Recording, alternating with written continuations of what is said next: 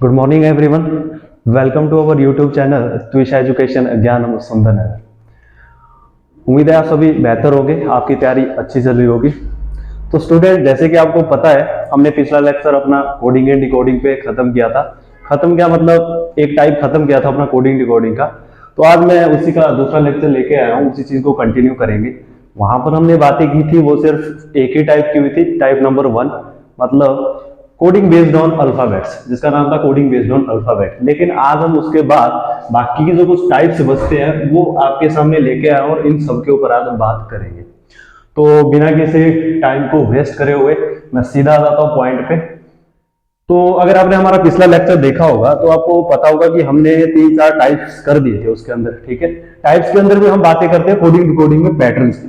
ठीक है, बेसिकल main motive वही है कि आपको पैटर्न पता होने चाहिए। टाइप्स वालों ने बता दिया कि टाइप्स था कि कोडिंग बेस्ड ऑन अल्फाबेट, लेकिन उसके अंदर जो पैटर्न्स लगते हैं उनका रोल बहुत ज्यादा होता है। तो पैटर्न की अगर मैं बात करूं, थोड़ा सा आइडिया दूं, तो हमने पैटर्न पढ़ दिए कि भैया रिवर्सल ऑफ अल्फाबेट एक, दूसरा पैटर्न ऑपोजिट लेटर हो सकते हैं दो, तीसरा पैटर्न हमने किया कि भैया प्रीसीडिंग एंड फॉलोइंग का केस हो सकता है। पैटर्न नंबर 3 भैया जंबलिंग ऑफ लेटर्स भी होती है। Pattern number 4 adding of place value. These are the different types जो हमने पिछली बार, या डिफरेंट पैटर्न जो पिछली बार डिस्कस करे थे। तो उसी चीज को आज कंटिन्यू करते हुए वहां पर आपका एक पैटर्न और छूट गया था, उसको भी लेके आया हूं। बाकी उसके बाद नेक्स्ट जो 3-4 टाइप्स आते हैं एग्जाम में उनके ऊपर भी बातें करूंगा। ठीक है, तो 5 पैटर्न हमने कर लिए थे, छठा पैटर्न उसमें बचता था, वो आज मैं आपके सामने लेके आया हूं। जैसे कि आपको दिख भी रहा है, पैटर्न का नाम है to find code for third. To find code for third. For example आपके सामने एक एग्जांपल है कि number is written as this. ठीक है, मैं शॉर्ट में, वैसे आपको पता है पीछे भी मैंने वो डायरेक्ट शॉर्टकट में लाया हूं, लेकिन वहां पर जो एग्जाम में होगा वो पूरी लैंग्वेज दी होगी, इंग्लिश भाषा में पूरा बना के सजा के तैयार। ठीक है, तो in a certain coding language number is written as this, a square is written as this and you have to find the code for member। ये आपने बताना है कि कोड मेंबर को आप कैसे फाइंड आउट करोगे या फिर कैसे डिकोड करोगे। तो जैसे कि आपको दिख रहा है, तो अभी तक हमने जितने भी पैटर्न किए या जितने भी टाइप्स किए, पीछे जो क्वेश्चन किए, उन सभी क्वेश्चन में एक तो यहाँ पर जो डिफरेंस है इस क्वेश्चन और उस क्वेश्चन में, वो ये था कि आप सिंपल एक कोड देखते थे, उसका डिकोड, देन दूसरा आपसे पूछा होता था, तीसरा आपने फाइंड आउट करना होता है। लेकिन आज मैंने आपके सामने यहाँ पर एक कोड, उसका डिकोड, फिर कोड, फिर डिकोड एंड तीसरा आपसे पूछ लिया। तो कई बार इस पैटर्न को लिख लेते हैं कि फाइंड द, या to find the code for third, इसी का नाम ऐसे लिख लेते हैं कि to find the code for third. लेकिन वो कोई ज्यादा इंपॉर्टेंट चीज नहीं है, क्योंकि अब क्या होता है कि एग्जाम का लेवल बढ़ चुका है, अब जरूरी नहीं होता कि एक ही कोड दिया, दो दो भी दे सकता है और उन्हीं पैटर्न के बेस के ऊपर भी दे सकता है। तो यहाँ पर जो मेजर डिफरेंस है वो ये है कि जब आप देखोगे number is written as this, तो जब आप इसको डिकोड करने के लिए निकलोगे कि भैया नंबर को उसने कैसे लिखा होगा, EPRSAY, तो जब आप इस चीज को फाइंड आउट करने निकलोगे तो आप वही पैटर्न पुराने देखोगे कि भैया कहीं पे रिवर्सल तो नहीं हो रहा। चेक करोगे रिवर्सल, तो आंसर होगा नो, रिवर्सल कहीं नहीं दिख रहा है, भैया इनको उल्टा नहीं किया है। अच्छा जी, अगर मैं ऑपोजिट की बात करूं, कहीं ऑपोजिट तो नहीं है जी, एन का ऑपोजिट एम नहीं जी, यहाँ तो ई लिखा हुआ है, ऑपोजिट भी नहीं है। प्रीसीडिंग एंड फॉलोइंग का केस देखोगे तो भैया नंबर एन, एन से ई बहुत बड़ा गैप है भैया, कोई आगे पीछे +2, 3, 4 की बात नहीं होगी, बहुत गैप है। तो यहाँ पर प्रोसीडिंग एंड फॉलोइंग का केस भी फॉलो नहीं करेगा। जंबलिंग की बात करो, एक तो डायरेक्ट जंबलिंग नहीं दिख रही है कि एन नीचे कहीं गया हो, नीचे है नहीं, कुछ नंबर यहाँ पे मिसिंग है, तो जंबलिंग भी कहीं से नहीं लग रही है। और उसी में अगर जंबलिंग में तुम इंक्रीमेंट डिक्रीमेंट करो फिर भी तुम्हें चीजें रिलेवेंट नहीं मिलेगी। ठीक है, कुछ ना कुछ छूट ही जाएगा इसमें, बी से ई से। ठीक है, वो सारे पैटर्न नहीं लगेंगे। प्लेस वैल्यू तो ऑब्वियस बात है, आगे लेटर दी है तो प्लेस वैल्यू का तो खेल नहीं है। तो इस तरह के टाइप्स के जब आपके सामने क्वेश्चंस आते हैं कई बार, तो क्या होता है कि जब आप कोडिंग एंड डिकोडिंग की एक लेवल पे प्रैक्टिस कर जाते हैं तो आपका माइंडसेट ही वैसा हो चुका है कि आपको जो क्वेश्चन है वो ऐसे दिखने लग जाते हैं कि भैया number is written as this, ये इसका कोड है। तो इस कोड को फाइंड आउट करने के लिए आप दिमाग लगाना शुरू कर दोगे कि भैया कुछ हो रहा होगा, इंक्रीमेंट, मल्टीप्लिकेशन, सब्ट्रैक्शन, या फिर बढ़ रहे होंगे, घट रहे होंगे, इंटरचेंज हो रहे होंगे। लेकिन कई बार एग्जामिनर डायरेक्ट फेल देता है। डायरेक्ट इन द सेंस कि भैया यहां पर तुम जितने मर्जी दिमाग लगा दो, जितना मत्था फेर लो, तुम्हारा ये सॉल्व नहीं होगा। मेरा बोलने का मतलब ये है कि यहां पर इसने क्या किया है कि जो नंबर है उसको डायरेक्ट कहीं ई तो नहीं लिख रहा है, मतलब जो एन है नंबर का पहला लेटर, उसका कोड जो ये EPRSAY दिया उसका जो पहला लेटर, कहीं एन को डायरेक्ट ई तो नहीं लिख रहा है, यू को डायरेक्ट पी तो नहीं लिख रहा है, एम को डायरेक्ट आर तो नहीं लिख रहा है, बी को डायरेक्ट एस तो नहीं लिख रहा है, एंड सो ऑन करके। तो मुझे ये चेक करना है कि कहीं ये डायरेक्ट तो नहीं वैल्यू दिख रहा है कि भैया जहां जहां एन है उसको ये लिख लो। पता कैसे चलेगा? अगर तो आपकी तैयारी ठीक है, आपका नजरिया देखने का एक हाई लेवल बन चुका है, तो मैं डायरेक्ट देख सकता हूँ कि भैया ये जो नंबर और स्क्वायर है इनके कॉम्बिनेशन से जो थर्ड वर्ड तैयार हुआ है मेंबर, ये यहीं से बना है। आप चेक करके देख लो, एम ऊपर से यहाँ होगा, ई ऊपर से आया, एम ऊपर से, बी ऊपर से, ई ऊपर से, आर ऊपर से, एक तरीका। अब इनिशियल फेज में हो तो फिर भी कोई बड़ी बात नहीं, आप कैसे इसको टैकल करोगे भैया सर, कैसे कंफर्म होगा कि नंबर इज रिटन दिस, मतलब एन का कोड डायरेक्ट ई है, यू का कोड डायरेक्ट पी है। तो उसके लिए मुझे क्या देखना पड़ेगा, इन दोनों में मुझे सिमिलर लेटर देखने पड़ेंगे, क्योंकि उनके कोड भी यहाँ पे सिमिलर ही होंगे, है ना।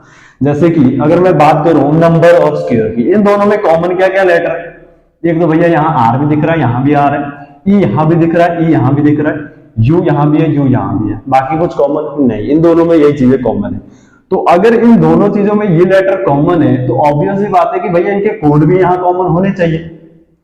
तो कोड यहाँ पर कॉमन होने चाहिए। इसको कंफर्म करने के लिए मैं क्या करूंगा, पहले अगर मैं चेक करूं यू को, यू आपकी अगर प्लेस वैल्यू देखो तो दूसरे नंबर पे बैठा हुआ है, ठीक है यू। तो यू का कोड अगर वो पी लिख रहा है तो क्या यहाँ पे भी यू का कोड पी ही होना चाहिए, है ना, होना चाहिए। तो चेक करते हैं, यू यहां से तीसरे नंबर पे, पी यहां से तीसरे नंबर पे, यू का कोड यहां भी पी है, यू का कोड यहां भी पी है। और देखते हैं ई का कोड, ई सेकंड लास्ट पे दिया हुआ है यहाँ पे, तो कोडिंग डी कोड में उसका सेकंड लास्ट ए, मतलब ई का कोड ए हो सकता है। अगर है तो यहाँ कन्फर्म करो, यहाँ ई लास्ट में, इसका कोड ए लास्ट में है, बिल्कुल है। सेम भैया आर लास्ट का है, आर का कोड वाई, आर यहाँ सेकंड लास्ट है, सेकंड लास्ट वाई।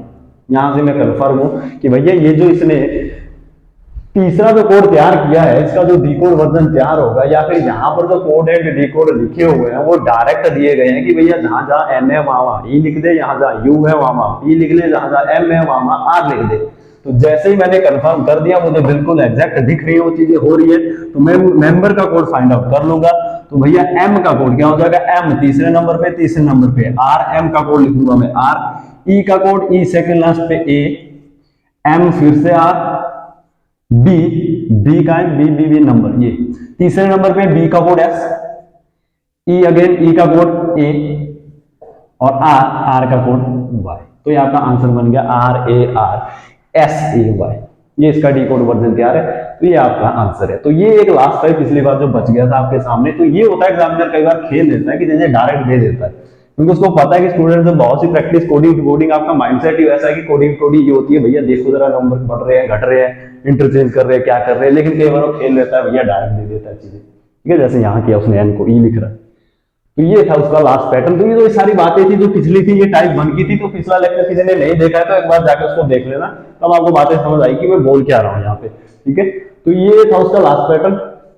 अब खत्म है टाइप नंबर 1, जहां पे सारी की सारी बातें टाइप नंबर 1 का नाम ही था कि भैया बेस्ड ऑन द अल्फाबेट। तो यहाँ देखो सब में अल्फाबेट अल्फाबेट अल्फाबेट अल्फाबेट की ही बातें होंगी, तो इसीलिए उस टाइप का नाम ही दे दिया था कोडिंग बेस्ड ऑन अल्फाबेट। लेकिन अब आ जाता हूं उसके बाद कुछ डिफरेंट टाइप्स के ऊपर, दूसरे टाइप्स के ऊपर। तो दूसरे टाइप जो होते हैं उसमें से पहला जो आपके सामने मैं टाइप लेके आया हूं, based on symbol and number. कि भैया अब पीछे तो हमने सारे के सारे लेटर ही देखे, ठीक है, लेटर ही कोड है, लेटर ही उनके डी कोड है। तो आप देख रहे हो कहीं प्लस माइनस कर रहे हो, कहीं पे इंटरचेंज कर रहे हो। लेकिन अब आपके सामने कहानी थोड़ी सी अलग है टाइप नंबर 2। जैसे कि आप एग्जांपल यहाँ पे देख सकते हो, spring is written as #2 percentile at the rate 4 equal to, ये इसका कोड है स्प्रिंग का। Gone is written as equal to 7 और आपको पूछ रहा है कि you have to find the code for sign, आपने साइन का कोड बताना है।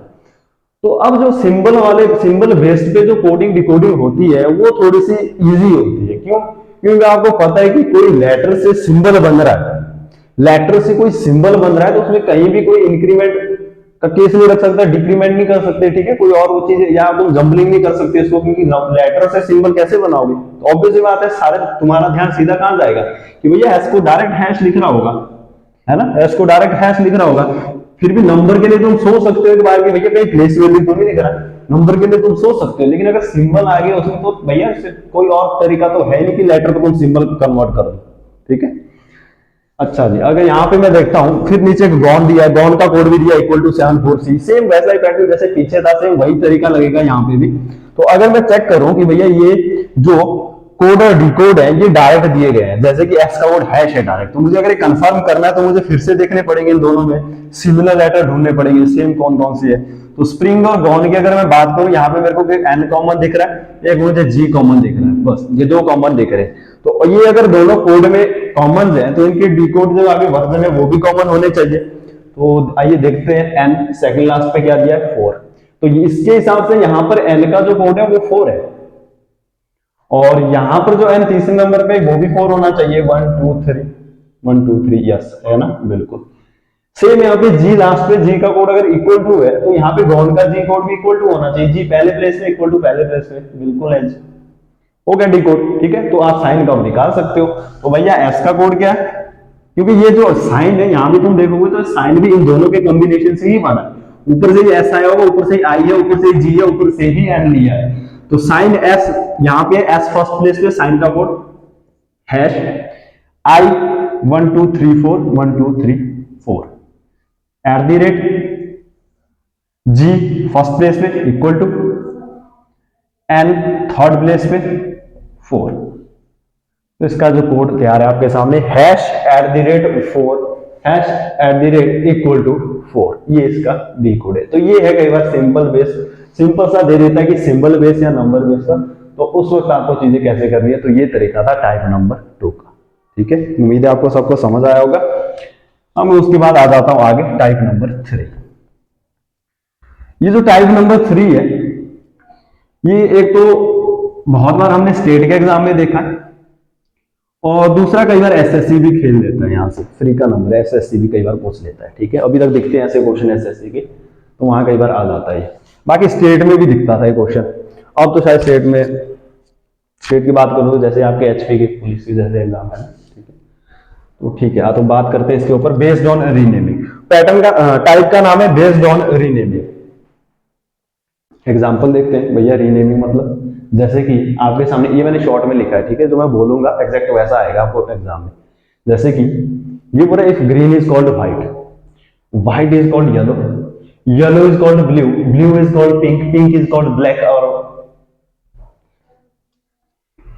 और आपसे पूछ रहा है then what is the colour of milk, then what is the colour of milk. If green is called white, white is called yellow, yellow is called blue, blue is called pink, pink is called black, then what is the color of milk? ठीक है, आपने ऐसे question देखे भी होंगे। तो ये easy होते हैं क्वेश्चन। करना क्या होता है, जैसे कि आपसे क्या पूछा गया है, then what is the color of milk, ये पूछ रहा है कि बताओ मिल्क का कलर कैसा होता है। तो पहला स्टेप क्या होता है कि एक तो आपको जो चीज पूछी गई है उसका एग्जैक्ट कलर पता होना चाहिए, एग्जैक्ट चीज, ठीक है। जैसे यहां पूछ रहा है कलर ऑफ मिल्क, तो मिल्क का कलर क्या होता है भैया, व्हाइट। लेकिन अब आंसर देना उसके अकॉर्डिंग टू जैसे ऊपर वर्ड यूज कर रहा है कि if green is written white, this is written this that and so on, ठीक है। तो यहां पर मिल्क का कलर होता है व्हाइट। पहले तो मेरा कंफर्मेशन में जो नेचुरल कलर होता है जिसकी बात हो रही है, मिल्क कलर व्हाइट। दूसरा स्टेप जो होता है आपको डायरेक्ट सीधी लाइन ढूंढनी है कि व्हाइट इज कॉल्ड, जो आपने कंक्लूजन निकाला कि मिल्क का कलर व्हाइट होता है, तो आपको सीधी लाइन ढूंढनी है कि व्हाइट इज कॉल्ड, बस इतनी सी लाइन ढूंढनी है। तो इस लाइन में अगर मैं ढूंढूं तो व्हाइट इज कॉल्ड येलो, तो आंसर क्या बनेगा यहाँ पे, येलो। आगे पीछे जाओगे तो कंफ्यूज हो जाओगे, ठीक है। यहां से देखोगे अच्छा जी white is called yellow, yellow is called blue, या पीछे देखो green is white, white is yellow, फिर कंफ्यूज हो जाओगे। तो डायरेक्ट स्टेटमेंट या डायरेक्ट इसका जो तरीका करने का है, सीधा सा पहले फाइंड आउट करो कंक्लूजन, कलर ऑफ मिल्क, हाँ जी व्हाइट, सीधी लाइन ढूंढो, व्हाइट इज कॉल्ड एंड खत्म बात, व्हाइट इज कॉल्ड एंड खत्म बात, ठीक है। एक और एग्जांपल की अगर मैं बात करूं आपके सामने, जैसे कि इस बुक में एक एग्जांपल दिया हुआ है,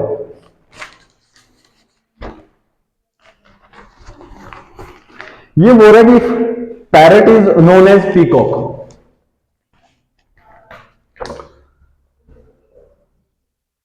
parrot is known as peacock और peacock is known as swallow, swallow is known as pigeon और pigeon is known as sparrow. Then what would be the name of Indian national bird? Indian national bird, ठीक है। तो ये इसका दूसरा example दे रहा हूं आपको, जैसे कि यहां दिया हुआ है। ये बोल रहा है कि parrot is known as pig, ठीक है, पिग नहीं sorry peacock. Parrot is known as peacock, peacock is known as swallow, swallow is known as pigeon, pigeon is called या स्पैरो। तो आपसे पूछ रहा है कि then what is the Indian national bird. तो भैया एक तो पहले ओरिजिनल जो कंक्लूजन है, जो रियलिटी है, तो इंडियन नेशनल बर्ड सबको पता है पीकॉक, ठीक है। तो सिंपल कंक्लूजन मिला, लायन ढूंढो, पीकॉक इज कॉल्ड। आगे देखना ना पीछे देखना, lion is called, peacock is called, तो आंसर क्या बनेगा? ठीक है, तो answer is swallow, peacock is called swallow, खत्म, इतनी सी बात। तो फ्री का क्वेश्चन है, 1 नंबर का होता है, अगर आ रहा है आपको एग्जाम में तो इसको छोड़ना नहीं है, इसमें कंफ्यूज नहीं होना। होता है कि कुछ स्टूडेंट कंफ्यूज हो जाते हैं, बस वो नहीं होना, तरीके से करते रहना।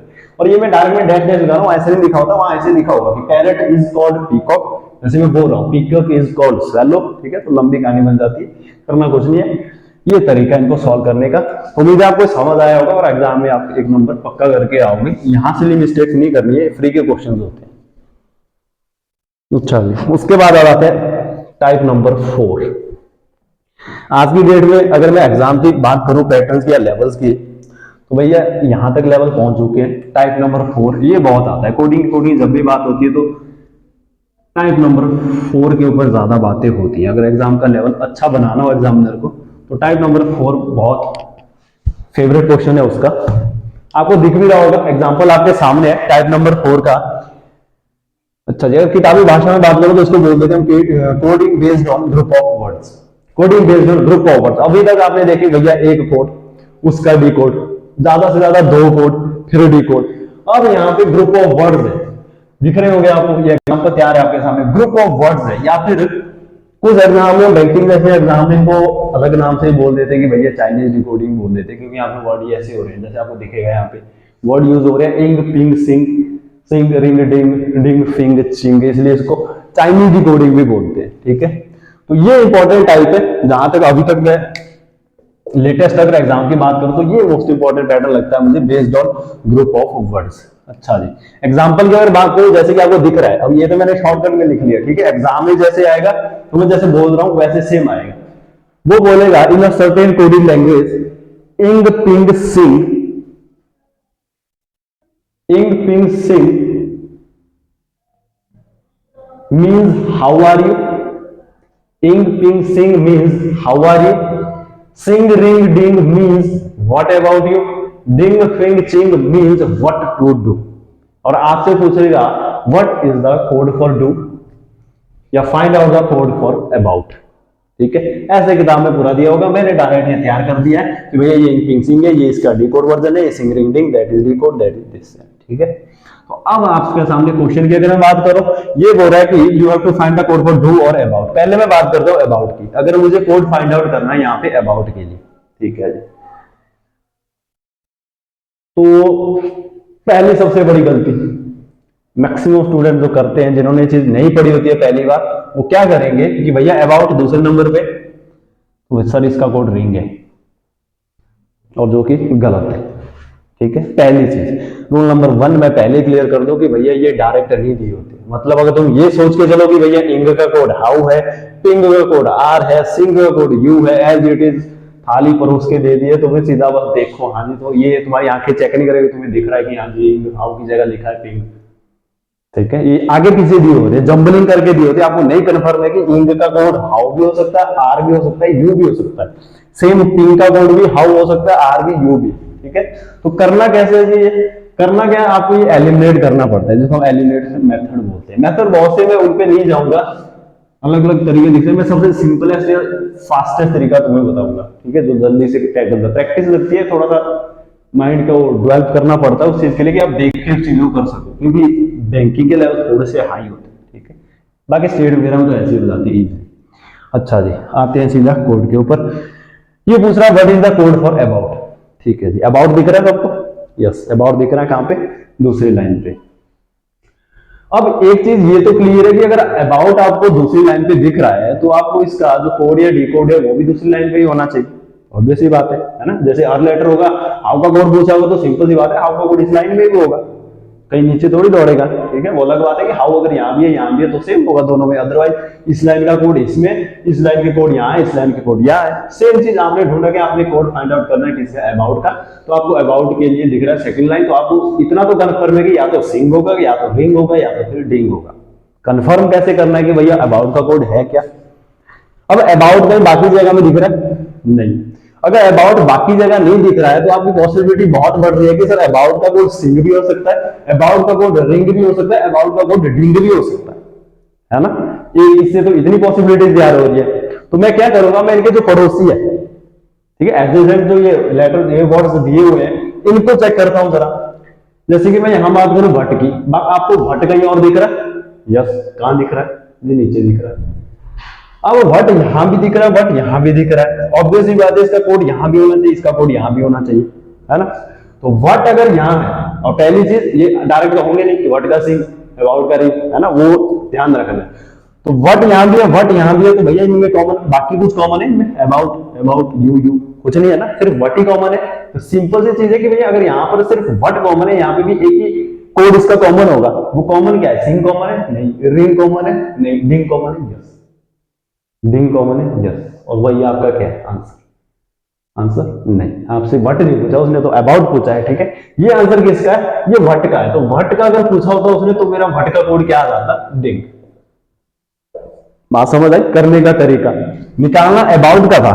मुझे दूसरे पड़ोसी इसके एडजेसेंट वर्ड क्यों देखने पड़े? क्योंकि भैया अबाउट के ऊपर अगर मैं डायरेक्ट देखने जाऊं कोड तो पॉसिबिलिटी बहुत बन रही है, सिंग भी हो सकता है, रिंग भी हो सकता है, डिंग भी हो सकता है। तो इसलिए मैं अबाउट निकालना तो अबाउट का ही है, लेकिन तरीका मेरा ये है कि इनके पड़ोसी का एलिमिनेट करना पड़ेगा। पड़ोसी कौन मिला? पहले मैंने बात की वट की, क्यों? क्योंकि मेरे वट यहां भी दिख रहा है, वो वट यहां भी दिख रहा है, उससे वो एलिमिनेट हो गया, मुझे वट का कोड डिंग मिल गया। और जिसका बोलने का मतलब ये हो गया कि भैया अबाउट का कोड कभी भी डिंग तो नहीं हो सकता, ऑब्वियस ही बात है, ठीक है, क्योंकि वो वर्ड का कोड हो गया। अब अबाउट के लिए ऑप्शन क्या बचे? या तो भैया रिंग होगा या तो फिर सिंग होगा। चेक करते हैं। अबाउट से तो कोई काम होने वाला नहीं, अभी भी दो ऑब्लिक पे खेल चलेगा कि या तो सिंग है या तो रिंग है। बात कहां आती है? यू के ऊपर। अच्छा जी, यू कहीं और दिख रहा है? बिल्कुल जी, यू फर्स्ट लाइन पे दिख रहा है। सेम कंसेप्ट वही लगेगा, यू अगर यहां भी दिख रहा है यहां भी दिख रहा है, ऑब्वियसली बात है भैया इसका जो डिकोड वर्जन है वो भी यहां और यहां दिखना चाहिए। बाकी दोनों में कुछ कॉमन है? हाउ कॉमन है? नहीं। आर कॉमन है? नहीं। सिर्फ सिंपल सी बात है, यू यहां भी कॉमन है यहां भी कॉमन है, तो इसका मतलब इसका जो डिकोड है वो भी यहां कॉमन होना चाहिए। चेक करो, इंग इंग नहीं, पिंग पिंग नहीं, सिंग सिंग यस, सिंग यहां भी कॉमन है, सिंग यहां भी कॉमन है। इससे क्या चीज क्लियर होगी कि भैया जो यू का कोड है दैट इज सिंग। और ऑटोमेटिकली जो आपसे चीज पूछी गई थी what is the code for about, तो अबाउट का कोड क्या बच जाएगा? अबाउट का कोड सिंग हो सकता है? नहीं। क्यों? क्योंकि सिंग किसका कोड हो चुका है? यू का। अबाउट का कोड डिंग हो सकता है? नहीं। क्यों? डिंग किसका कोड है? जी वट का। तो बचा क्या है? सिर्फ अबाउट के लिए कोड क्या बचता है? रिंग। तो आपका आंसर क्या बनेगा? तो उसने पूछा था कि what is the code for about, तो आप सीधा सा आंसर ढूंढोगे नीचे, अबाउट का कोड होगा भैया RING, ring. That is your answer. ये तरीका इस तरह के क्वेश्चन को करने का, ठीक है, कोई बड़ा वो नहीं है, सिंपल सी चीज है, कंसेप्ट क्लियरिटी होनी चाहिए, बाकी भी चीजें आसान होती है। तो उम्मीद है आपको ये चीज समझ आई होगी। अगर समझ आई तो आते हैं सीधा डू के ऊपर। What is the code for do? अच्छा जी, अब डू दिख रहा है सबको? बिल्कुल जी दिख रहा है। कहां दिख रहा है? तीसरी लाइन पे दिख रहा है जी डू। तीसरी लाइन पे लिख रहे हैं डू, बाकी कहीं डू दिख रहा है? नहीं। तो इससे क्या होगा? अब डू का कोड अगर ढूंढने चलोगे तो डू का कोड भैया डिंग भी हो सकता है, फिंग भी हो सकता है, चिंग भी हो सकता है। चलो आप यहां से इसको क्लियर कर लोगे, सर डिंग नहीं हो सकता, क्योंकि हमने अभी ऊपर ये सारी कहानी पहले अबाउट से कर दी। अगर एग्जाम में डायरेक्ट एक ही क्वेश्चन आया होता तब आपको फिर तीनों पे चेक करना पड़ता है ना कि what is the code for do, तब आपके लिए तीनों डाउट होते हैं, डिंग भी हो सकता है जी, फिंग भी हो सकता है, चिंग भी। अभी के लिए चलो हमने डिंग एलिमिनेट कर दिया था, तो आपको क्लियर है कि भाई सर डिंग तो कभी होगा नहीं, होगा क्या? या तो फिंग होगा या तो चिंग होगा, ठीक है जी। अच्छा, डू से तो बात बनेगी नहीं, पड़ोसी वट वो हमने एलिमिनेट कर दिया कि वट का कोड डिंग है, यहां सेम कंसेप्ट रखा, वट यहां था वट यहां था, तुमने ढूंढा डिंग देखिए वो तुमने कर लिया। दूसरा ऑप्शन बचती है टू। टू कई वाक्यों में दिख रहा है ऊपर, आंसर बनेगा नो। भैया ऊपर टू भी नहीं दिख रहा है ना ही डू दिख रहा है, अब आंसर कैसे करोगे? तो अब जो आंसर बनेगा इसका कि what is the code for do, तो मेरे पास कोई ऑप्शन नहीं बचती और मैं आंसर को टिक करके आऊंगा, तो वहां पर एक ऑप्शन बिल्कुल तैयार हुई होती है कि भैया इधर फिंग और चिंग। अब उस पर मैटर करता हूं ऑप्शन कैसे सेट कर रहा है, ठीक है। हो सकता है कई बार वो दे देता है option number A fing, option number B ching, option number C और क्या था हमारे पास रिंग, ठीक है। फिर नीचे देगा ऑप्शन नंबर डी,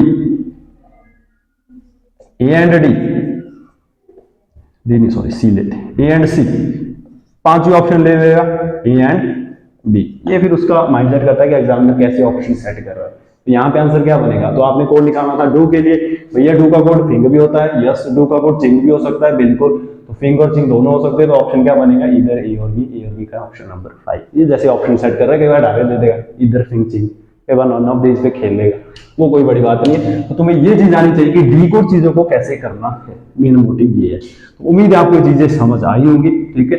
एक और एग्जाम्पल करें, क्योंकि यहाँ पर अब ये तो सिर्फ लेटर थे, कई बार वो नंबर पे भी खेल लेता है, जरूरी नहीं कि वो लेटर ही हो, ये नंबर भी होते हैं। जैसे मैं आपको दिखाऊंगा एक एग्जांपल यहाँ पे,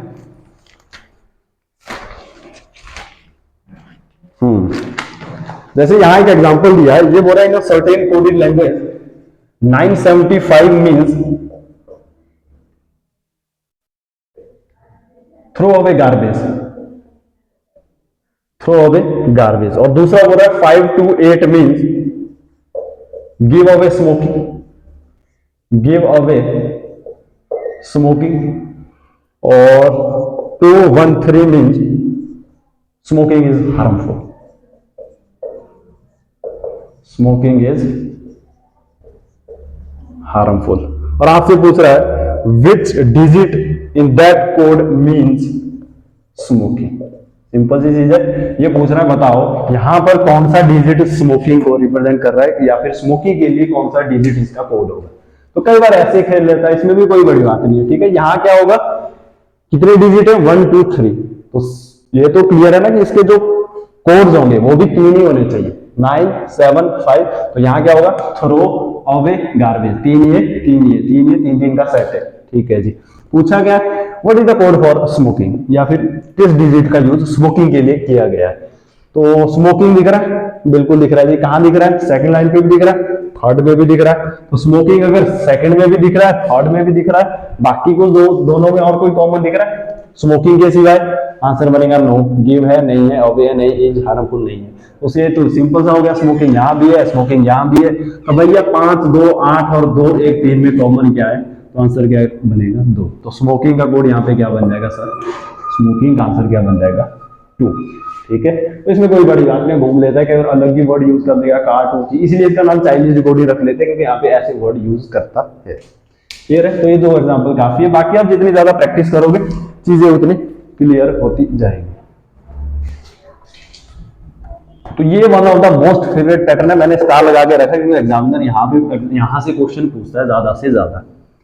उसके बाद एक लास्ट एग्जांपल आपके सामने रखा है मैंने, ये थोड़ा सा हाई लेवल का बोल सकता हूं, क्योंकि स्टेट का एग्जाम का कोई लेना देना नहीं है इससे, ठीक है।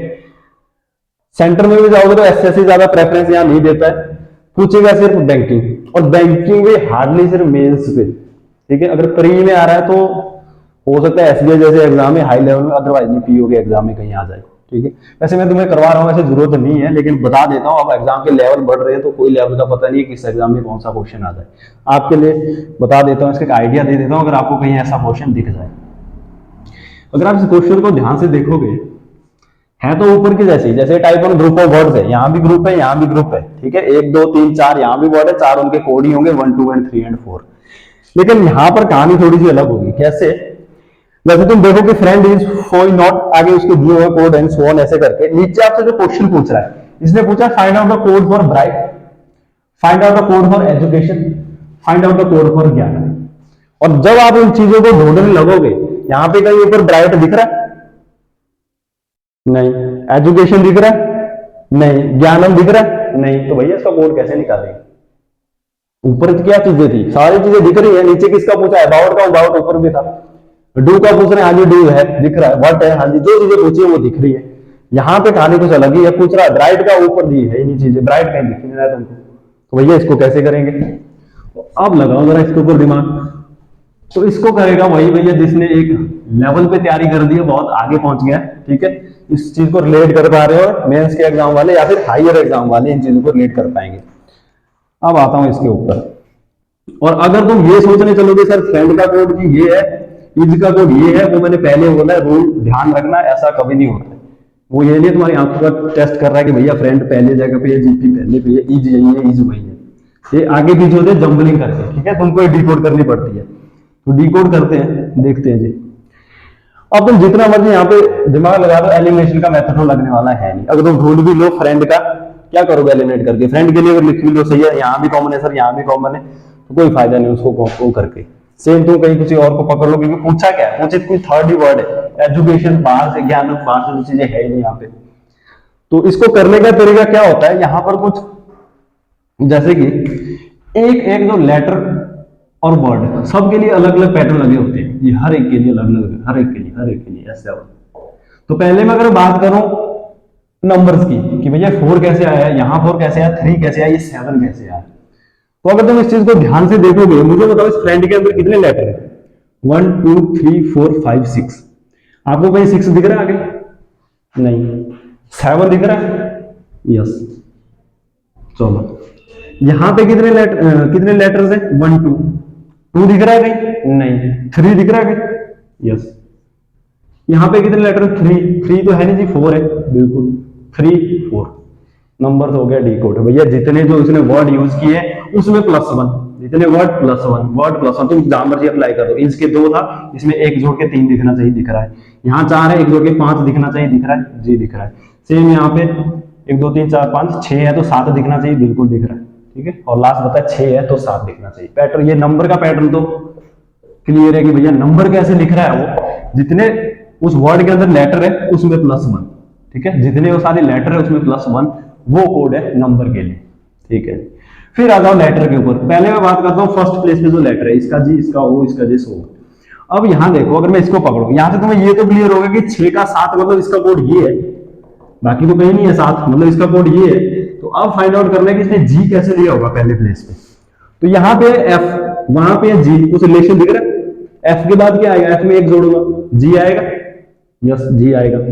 अच्छा जी, किसी और पे चेक करते हैं। इसका 2 था, इसका 3, मतलब इसका कोड ये है, 2 1 3 है, बाकी कहीं 3 नहीं है, ठीक है। यहाँ क्या है पहला कोड? आई में +1, जे दिख रहा है। सेम यहाँ एफ में +1, जी, एन में +1, ओ। तो फर्स्ट जो सारे के सारे फर्स्ट लेटर्स है उनमें भी सेम हो रहा है कि लेटर जो उसका जो फर्स्ट लेटर है +1, उसमें भी 1 जुड़ रहा है, बस हर वर्ड का फर्स्ट लेटर उसमें +1, उसमें +1। उससे क्या आ जाएगा? पहला, इसे पहला आएगा। और लास्ट बचता है फिर कि भैया ये जो बीच में ये कहां से आए, ये मिड वाले कहां से आए, मिड वाले कहां से? तो मिड वाले के लिए तक तो फाइंड आउट करोगे, एफ के बाद दूसरा लेटर है आर, यहां पे पी। अच्छा, इसका कोड है ये, ठीक है, फ्रेंड का ये है ना, हाँ मैं गलत चेक कर रहा हूं, फ्रेंड ये है, हमने ये किया था चेक, ठीक है। आर है यहाँ पे, लेकिन यहाँ पे बीच में क्या है? एस। आर में 1 प्लस कर दूं, ऐसा आ जाएगा, बिल्कुल। आगे अप्लाई करते हैं जरा। इज का कोड ये है ना, JT3। तो एस है दूसरे में +1, एस +1, टी दिख रहा है जी। सेकंड क्या है? ओ में +1, पी दिख रहा है, बिल्कुल, ओ में +1, पी। सारे के सारे पैटर्न डिकोड है। तो नंबर के लिए लेटरों को गिनो +1, और जो लेटर है उनके हर वर्ड का पहला और दूसरा उसमें 1 1 जोड़ दो, आपके आंसर आ जाएंगे। पूछा क्या था भैया? एक ब्राइट का पहला। अगर मैं नंबर डिकोड करना चाहूं तो ब्राइट में कितने लेटर्स हैं? 1 2 3 4 5 6। पैटर्न क्या है? +1। आंसर कितना आएगा? 7। नंबर की बात करो तो 7। पहला लेटर की बात करो तो पहले लेटर के लिए क्या करना पड़ेगा? पहले में +1, पहला लेटर इसका जो है उसमें +1, B +1 C। दूसरे के लिए जो उसका दूसरा लेटर है उसमें V +1, R +1। आंसर क्या बनेगा? CS7। ये सेम चीजें आपने तीनों के ऊपर अप्लाई करना है। तो लास्ट जैसे कि इसने क्या दिया है, what is the code for ज्ञानम? तो ज्ञानम में कितने लेटर है? 1 2 3 4 5 +1 करूंगा तो 6। पहला लेटर G है, G के बाद क्या आता है? H, यहाँ पे Y है, और आंसर क्या आएगा? तो ज्ञानम का कोड क्या हो जाएगा? HZ6। तो ये था हाई लेवल का है, आपके काम का नहीं है। जो बड़े एग्जाम की तैयारी कर रहा है वो स्टूडेंट रीड कर सकता है। बाकी मैंने आइडिया दे दिया, अगर तुम्हें कई चीजें दिख जाती है तो तुम उसको फेस कर सकते हो, ठीक है, क्योंकि इस सीरीज का मोटिव यही है, बेसिक टू एडवांस, तो इसलिए चीजें मैंने यहाँ रख दी है। तो जिसके जो काम की चीजें अपने हिसाब से वो चीजें उठा लो यहाँ से, ठीक है। तो अब हमारा जो टॉपिक था कोडिंग एंड डिकोडिंग, मेरी साइड से पूरा क्लियर है। इससे बाहर कोई चीजें नहीं आएगी। मैटर करती है प्रैक्टिस एट द एंड, ठीक है। जितनी ज्यादा प्रैक्टिस करोगे बाकी इससे बाहर कुछ नहीं देखेगा आपको। जितने भी क्वेश्चन है मैंने सारे पैटर्न उसमें डाल दिए हैं, ठीक है। एक आधा होगा छोटा मोटा एग्जाम या फिर जो लेटेस्ट अभी आया होगा वो होते हैं, वो एग्जाम सेट करता है, एग्जामिनर ने सेट किए होते हैं नए पैटर्न। बाकी जो बेसिक है इनका वो सारा यहाँ पे डिस्कस हो चुका है, इससे बाहर तुम्हें क्वेश्चन नहीं दिखेंगे। 95-98% चीजें तुम्हारी यहाँ पे क्लियर है। तो मेरे हिसाब से अब ये कोडिंग रिकॉर्डिंग यहाँ पे खत्म। अगले लेक्चर में बात करेंगे नेक्स्ट टॉपिक की। तो फिलहाल के लिए दीजिए इजाजत। तो अगर लेक्चर अच्छा लगा होगा, बढ़िया लगा होगा, तो YouTube चैनल को सब्सक्राइब करना, ठीक है, लाइक करना, कमेंट करना, अपने भी वो ओवरव्यू या अपने फीडबैक जो होती है वो दे देना। तो कोई कमी है तो हम उसके ऊपर काम करेंगे। और फिलहाल के लिए बाकी थैंक यू, धन्यवाद।